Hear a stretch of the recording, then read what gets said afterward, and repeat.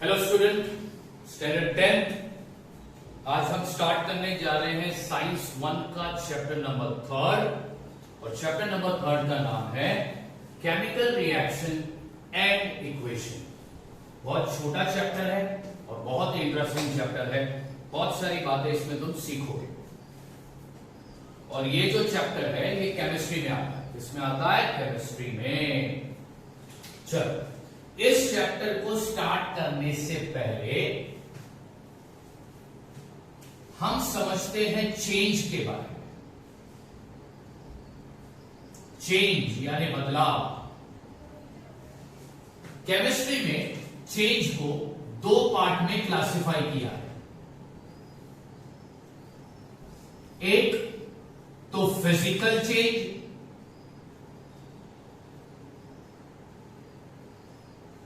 और दूसरा chemical change.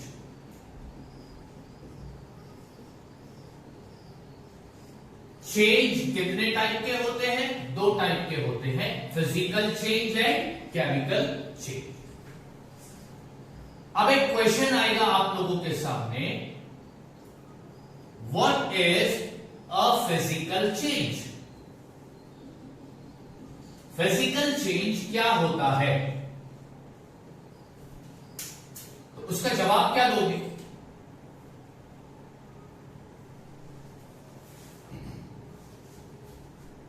The change in which no new substance is formed।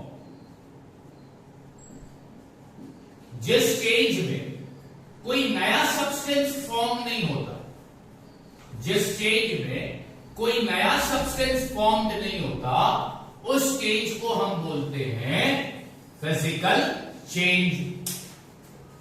अब next question रखता हूं तुम्हारे सामने। Question number 2, what is chemical change?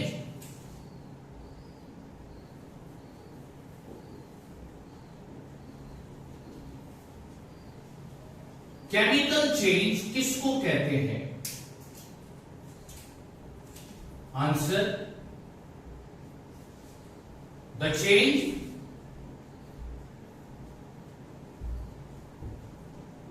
in which new substance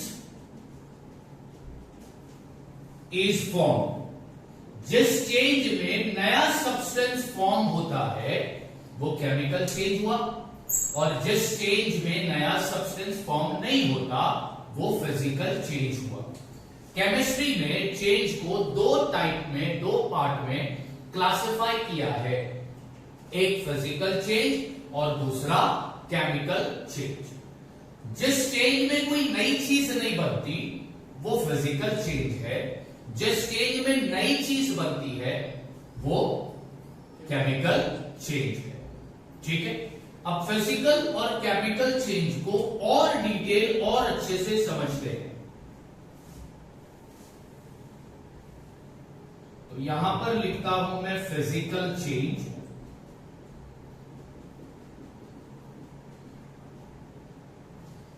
और यहां पर लिखता हूं मैं केमिकल चेंज। अब इन दो चेंज के बीच के डिफरेंस समझते हैं अच्छी तरह।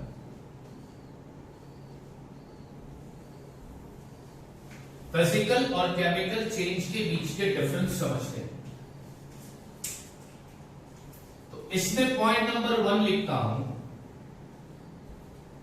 फिजिकल चेंज जो होता है वो टेम्पररी होता है। कैसा होता है? टेम्पररी चेंज होता है।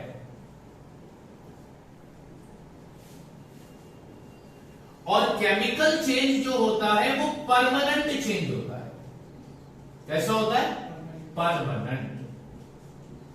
फिजिकल चेंज टेम्पररी होगा, जो चेंज टेम्पररी है वो फिजिकल चेंज है, जो चेंज परमानेंट है वो केमिकल चेंज है। नेक्स्ट पॉइंट क्या डालता हूं? फिजिकल चेंज रिवर्सिबल होगा और केमिकल चेंज जो होगा वो इरिवर्सिबल होगा। क्या बोल रहा हूं मैं? फिजिकल चेंज रिवर्सिबल होगा और केमिकल चेंज इरिवर्सिबल होगा। अब कैसे? एग्जांपल देता हूं।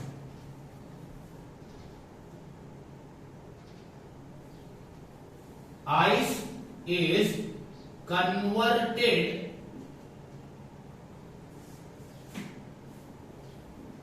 Into water. ठीक है, और यहां पर एग्जांपल देता हूं मैं, ripening of fruit. Ripening of fruit. अब कौन सा फ्रूट? तो फ्रूट ले लेते हैं मैंगो। अभी अभी मैंगो का सीजन गया है।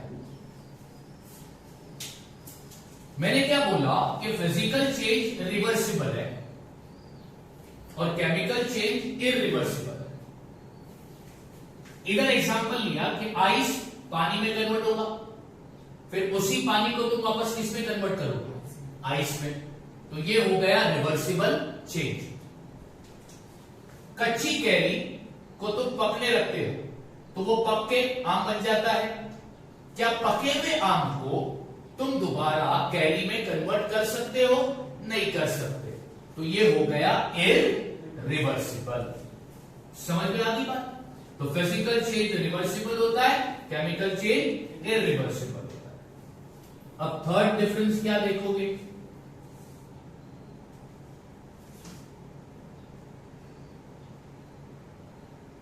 लेस हीट और लाइट एनर्जी इज एब्सॉर्ब्ड और गिवन आउट। और यहां पर लिखता हूं,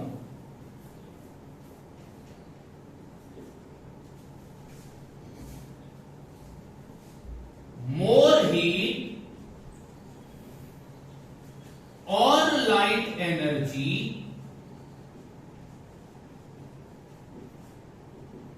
is absorbed or given out। Physical change में हीट या लाइट एनर्जी कम एब्सॉर्ब की जाएगी या कम बाहर आएगी। केमिकल चेंज में हीट या लाइट एनर्जी ज्यादा एब्सॉर्ब होगी या ज्यादा बाहर आएगी। ये डिफरेंस है। Next difference,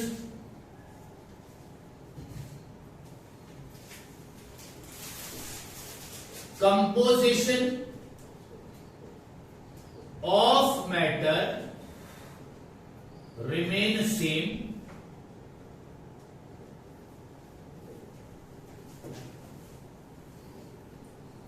composition of matter changes.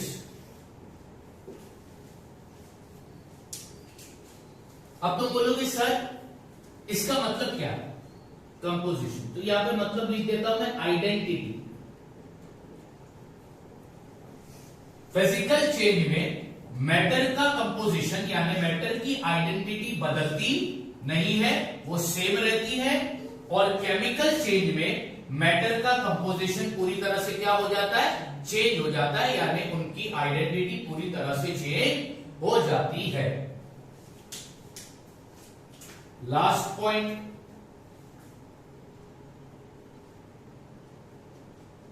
It take place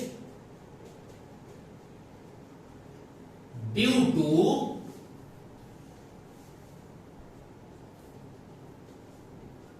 change in temperature,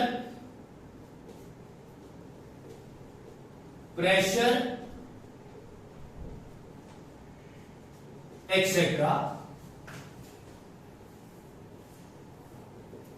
It take place due to chemical reaction. अब ये समझने वाली बात, फिजिकल चेंज क्यों होता है? टेम्परेचर की चेंज होने की वजह से, प्रेशर की चेंज होने की वजह से फिजिकल चेंज होता है। केमिकल चेंज किस वजह से होता है? केमिकल रिएक्शन की वजह से जो चेंज होगा वो कौन सा चेंज कहलाया जाएगा? Chemical change. टेम्परेचर प्रेशर की वजह से जो चेंजेस आएंगे वो कौन सा चेंज कहलाया जाएगा? Physical change. देखो, हमने केमिस्ट्री में बोला कि चेंज दो पार्ट में क्लासिफाई हुआ है, फिजिकल और केमिकल चेंज। जिस चेंज से कोई नई चीज नहीं बनती वो फिजिकल चेंज, और जिस चेंज से नई चीज बनती है वो chemical change. Physical change temporary है, रिवर्सिबल है, कम हीट और लाइट एनर्जी को एब्सॉर्ब करता है या बाहर फेंकता है, आइडेंटिटी चेंज नहीं होती मैटर की, और ये होता है टेम्परेचर प्रेशर के बदलने की वजह से। केमिकल चेंज परमानेंट, इरिवर्सिबल है, ज्यादा हीट और लाइट एनर्जी एब्सॉर्ब करते हैं सब्सटेंस या बाहर फेंकते हैं, मैटर का कंपोजिशन पूरी तरह से चेंज हो जाता है, और ये होता है केमिकल रिएक्शन की वजह से। तो समझ में आ गई बात? हाँ या ना? क्वेश्चन अगर पूछा एग्जाम में difference between physical change and chemical change, तो ये पॉइंट लिख देना। अब ये चैप्टर का नाम है केमिकल रिएक्शन एंड इक्वेशन। तो केमिकल रिएक्शन और इक्वेशन पे डायरेक्ट में नहीं आया, मैंने सबसे पहला तुमको चेंज बताया। और इस चैप्टर में हम फिजिकल चेंज की बात नहीं करने वाले, हम सिर्फ और सिर्फ बात करेंगे, किसकी बात करेंगे? केमिकल चेंज की बात करेंगे। हम फिजिकल चेंज की बात इस चैप्टर में करने वाले नहीं है, ये हमारे टॉपिक का हिस्सा नहीं है। हमारे टॉपिक का हिस्सा सिर्फ केमिकल चेंज है। और तुम्हें याद रखना ये बात कि केमिकल चेंज किस वजह से होता है? केमिकल रिएक्शन की वजह से केमिकल चेंज होता है। अब फिजिकल और केमिकल चेंज के कुछ एग्जांपल्स मैं बोर्ड पर लिखा देता हूं, वो ध्यान रखना।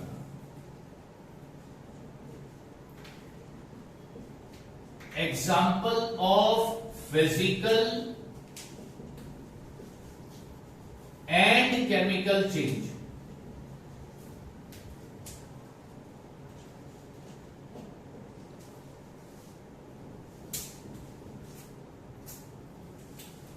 Number 1, transformation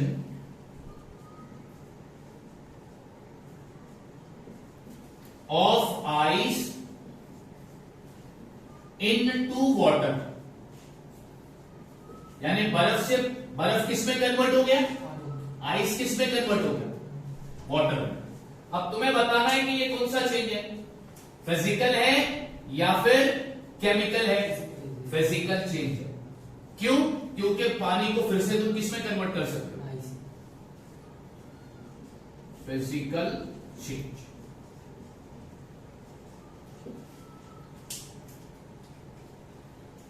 next example,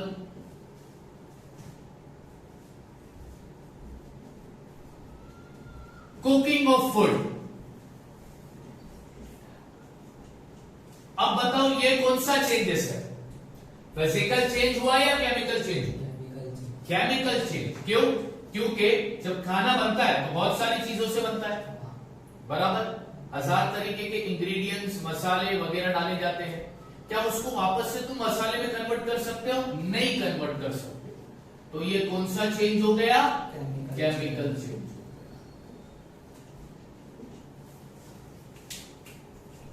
next example,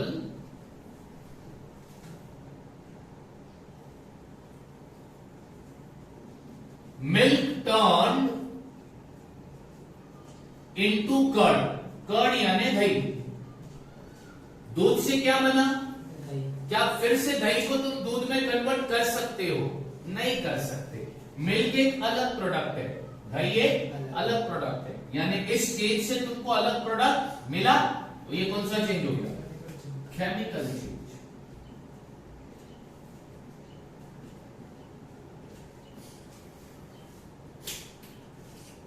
next, example, evaporation of water, evaporation of, इसका मतलब पानी गैस में कन्वर्ट हो गया, वाटर किस में कन्वर्ट हो गया, गैस में कन्वर्ट हो गया। अब एक बात मेरे को बताओ, ये जो एग्जांपल है ये कौन से चेंज का है, फिजिकल या केमिकल? फिजिकल। पानी गैस में कन्वर्ट हो गया। अब तुमको पता होगा कि गर्मियों के सीजन में समंदर के ऊपर का सरफेस पर जो पानी रहता है वो इवेपोरेट होकर गैस बनता है और बादल जाकर ऊपर बन जाता है, फिर वही बादल किस में कन्वर्ट होता है, पानी पर बारिश गिरती है। तो ये कौन सा चेंज हो गया, physical change.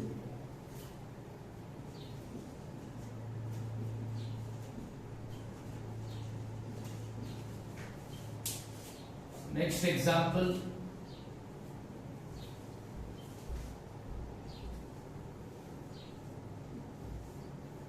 Digestion of food in stomach. तुम जो भी फूड खाते हो वो स्टमक में जाता है, फिर स्टमक उस फूड को क्या करता है, डाइजेस्ट करता है, उसको सिंपल बनाता है, फिर वो सिंपल फूड तुम्हारे सेल तक पहुंचता है, फिर सेल उस फूड से एनर्जी बनाता है। तो ये कौन सा चेंज हो गया, फिजिकल चेंज या chemical change? Physical change. Digest किया हुआ खाना, अब तुमने रोटी खाई तो स्टमक ने उस रोटी को क्या किया, डाइजेस्ट किया, उससे ग्लूकोज बनाया। क्या बनाया, ग्लूकोज। क्या वो ग्लूकोज को तुम रोटी में वापस कन्वर्ट कर सकते हो? नहीं ना।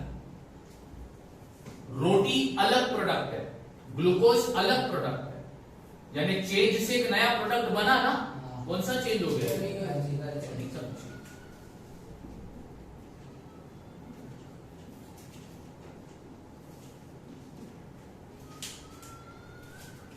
Next example,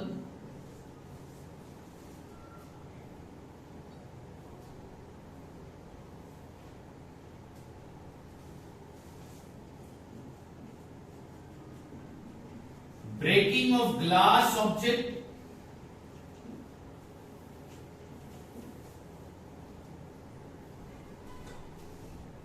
on falling from a height.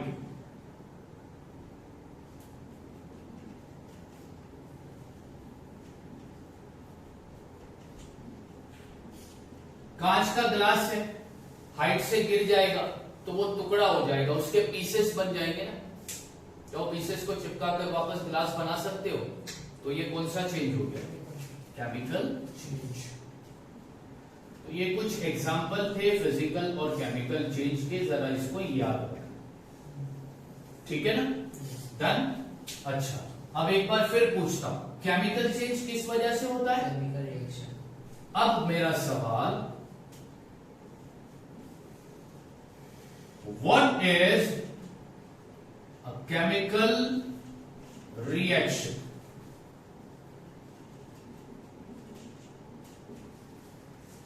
Chemical reaction किसको कहते हैं?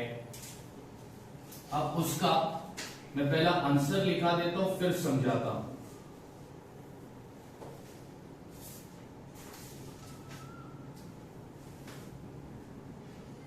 द ट्रांसफॉर्मेशन का मतलब होता है कन्वर्ट करना। क्या करना, the transformation of chemical substance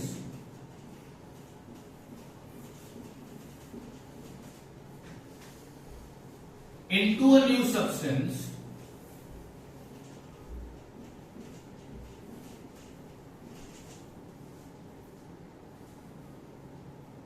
by making and breaking of bond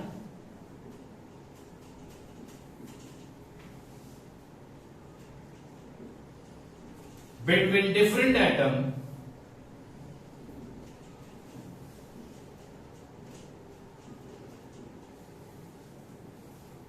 is called chemical reaction.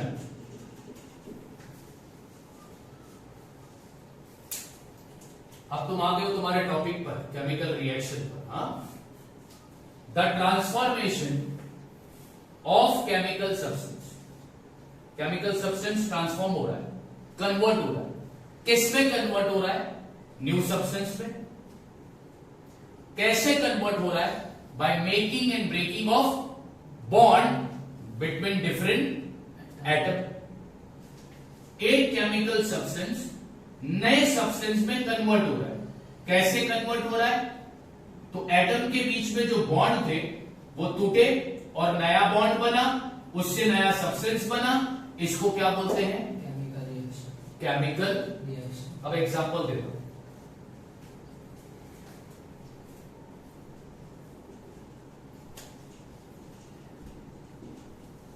Example,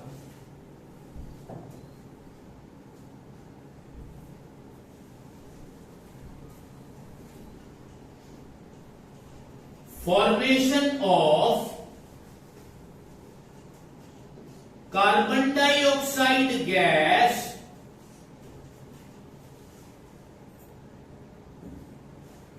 by combustion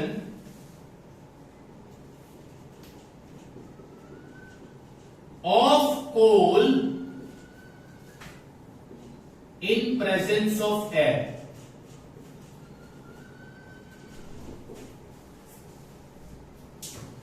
कोयले को तुमने कंबस्ट किया यानी जलाया, किसके प्रेजेंस में? हवा के प्रेजेंस में। तो क्या हुआ? कार्बन डाइऑक्साइड गैस फॉर्म हुआ। इसको बोलते हैं केमिकल रिएक्शन। केमिकल रिएक्शन में क्या होता है? एक सब्सटेंस नए सब्सटेंस में ट्रांसफॉर्म्ड होता है, कन्वर्ट होता है। कैसे कन्वर्ट होता है? तो पुराने बॉन्ड टूटते हैं, एटम के बीच में पुराने बॉन्ड टूटते हैं, नए बॉन्ड बनते हैं। उस नए बॉन्ड की वजह से एक नया सब्सटेंस बनता है। इस प्रोसेस को क्या बोलते हैं केमिस्ट्री में? Chemical reaction.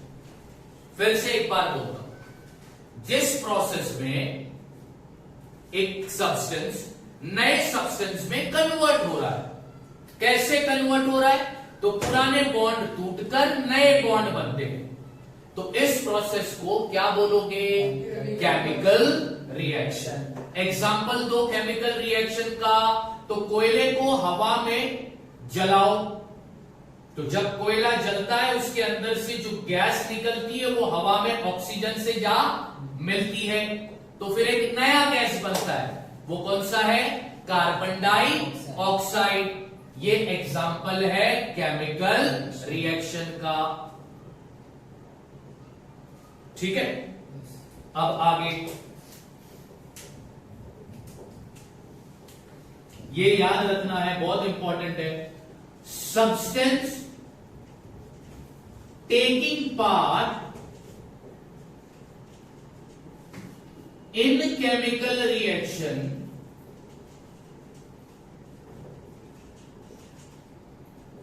is called reactant।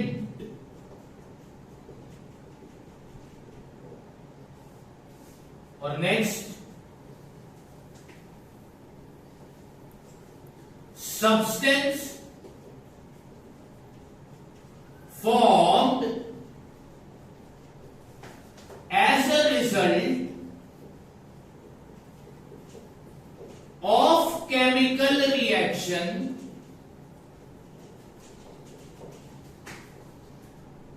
is called product।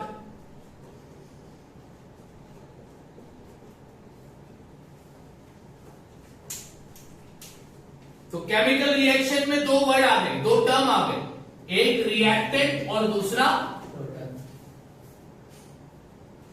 जो सब्सटेंस केमिकल रिएक्शन में पार्टिसिपेट करते हैं उनको क्या बोलोगे? रिएक्टेंट। और केमिकल रिएक्शन की वजह से जो नया सब्सटेंस फॉर्म होता है उसको क्या बोलोगे? प्रोडक्ट। तो अभी अपने केमिकल रिएक्शन का एग्जांपल लिया था ना, हाँ या ना? केमिकल रिएक्शन का अभी अपने एक एग्जांपल लिया था। क्या लिया था example? Formation of carbon dioxide gas by combustion of coal in presence of air. अभी इस केमिकल रिएक्शन में रिएक्टेंट क्या होगा?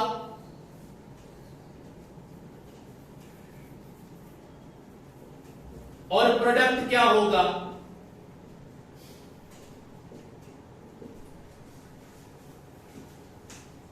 तुमने क्या जलाया?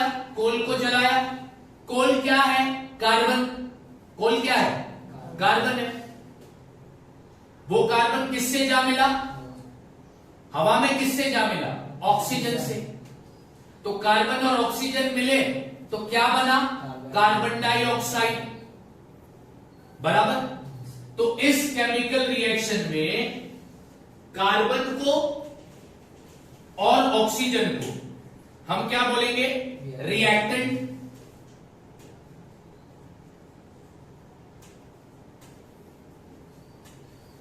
और नई चीज क्या बनी? Carbon dioxide gas. उसको हम क्या बोलेंगे? Product.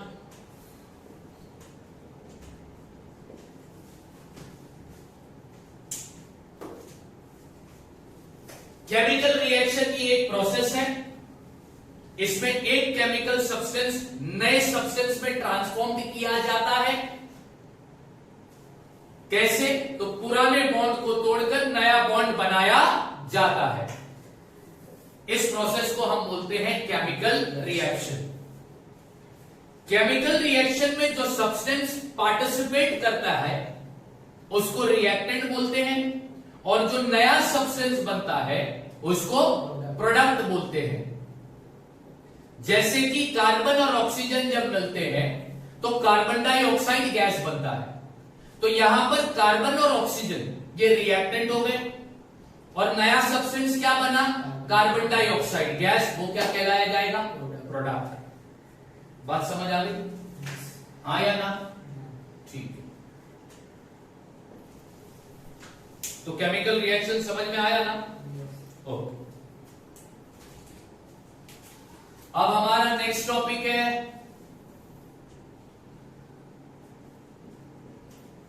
Representation of chemical reaction. Representation of कि केमिकल रिएक्शन को किस तरह लिखा जाता है। केमिकल रिएक्शन को रिप्रेजेंट करने के दो तरीके हैं। एक है वर्ड इक्वेशन और दूसरा है केमिकल इक्वेशन।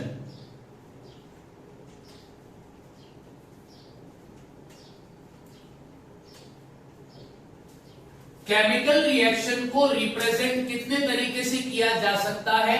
दो तरीके से। या तो वर्ड इक्वेशन में तुम केमिकल रिएक्शन को लिख सकते हो, या फिर केमिकल इक्वेशन में के जरिए तुम केमिकल रिएक्शन को लिख सकते हो। तो इन शॉर्ट केमिकल रिएक्शन को लिखने के कितने तरीके हैं?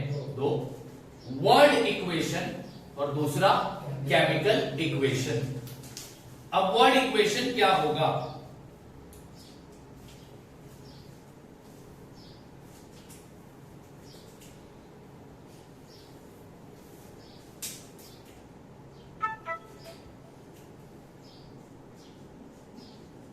केमिकल रिएक्शन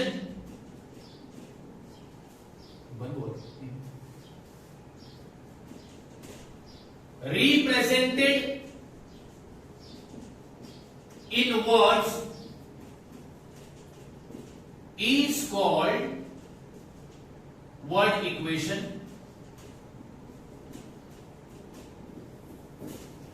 अगर केमिकल रिएक्शन को हमने रिप्रेजेंट किया है किसमें? किसमें? तो उसको क्या बोलोगे? Word equation.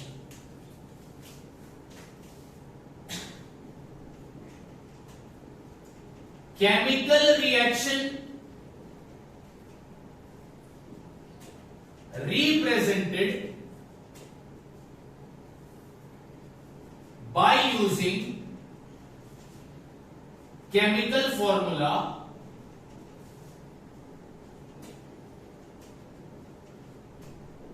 is called chemical equation। अगर उसी केमिकल रिएक्शन को रिप्रेजेंट किया गया है, लिखा गया है, किसका इस्तेमाल करके? केमिकल फॉर्मूले का इस्तेमाल करके, तो उसको हम क्या बोलेंगे? अगर केमिकल रिएक्शन को लिखा गया है वर्ड के जरिए तो वो बन जाएगा। अगर केमिकल रिएक्शन को लिखा जा रहा है केमिकल फॉर्मूला का इस्तेमाल करके तो उसको क्या बोलेंगे? यानी इन शॉर्ट केमिकल रिएक्शन को लिखने के कितने तरीके हैं? तो एक वर्ड इक्वेशन और दूसरा केमिकल इक्वेशन। अब एक एग्जांपल देखिए।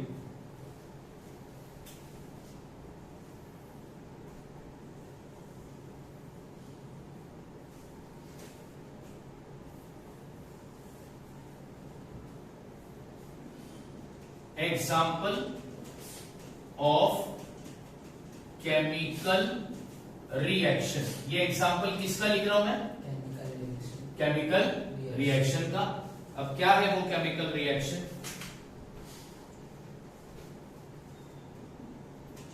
Zinc dust added into the copper sulfate solution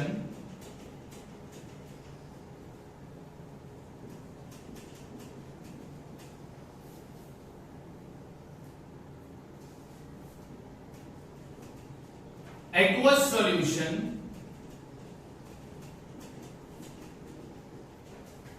of okay मैंने एक एग्जांपल लिया है केमिकल रिएक्शन का। अब ये एग्जांपल ध्यान से देखो। तुम्हें पता है कि केमिकल रिएक्शन में रिएक्टेंट भी होता है और जिस सब्सटेंस का इस्तेमाल करते हो वो रिएक्टेंट, नई चीज जो बनती है वो ठीक। अब यहां पर जिंक डस्ट को ऐड किया किसमें? कॉपर सल्फेट के सॉल्यूशन में। जिंक डस्ट यानी जिंक पाउडर को मैंने ऐड किया कॉपर सल्फेट के सॉल्यूशन में, तो क्या हुआ? जिंक सल्फेट सॉल्यूशन और कॉपर मिला, हाँ या ना? क्या मिला? सॉल्यूशन ऑफ एंड ठीक। अभी इस केमिकल रिएक्शन में रिएक्टेंट क्या है? जिंक और दूसरा कॉपर सल्फेट सॉल्यूशन। पूरा बोलने का, कॉपर सल्फेट सॉल्यूशन, ये रिएक्टेंट है। प्रोडक्ट क्या होगा?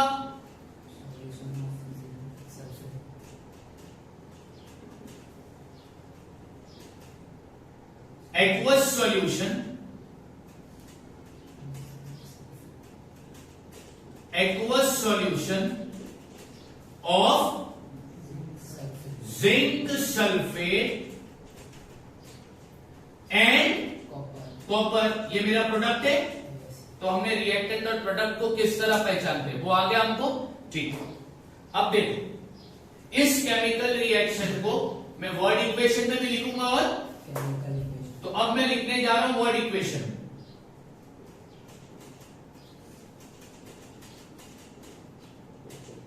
अब इसका वर्ड इक्वेशन क्या होगा? तो सबसे पहला लेते हैं हम कॉपर सल्फेट का सॉल्यूशन, ठीक है। कॉपर सल्फेट का सॉल्यूशन, इसमें हमने मिलाया क्या था? जिंक का डस्ट। तो हमको प्रोडक्ट क्या मिला? हमको प्रोडक्ट मिला एक्वस सॉल्यूशन ऑफ जिंक, ऐसा लिखेंगे aqueous solution zinc sulphate plus क्या मिला? कॉपर, बराबर। अब क्या हुआ, मैंने केमिकल रिएक्शन को लिखा वर्ड का इस्तेमाल करके, तो इसको क्या बोलोगे? Word equation. अब सेम केमिकल इक्वेशन को, सेम केमिकल रिएक्शन को हम लिखेंगे केमिकल फॉर्मूले का इस्तेमाल करके, तो वो बन जाएगा केमिकल इक्वेशन। तो अब यहां पे नीचे लिखता हूं मैं केमिकल इक्वेशन, शहजाद दिख रहा है ना?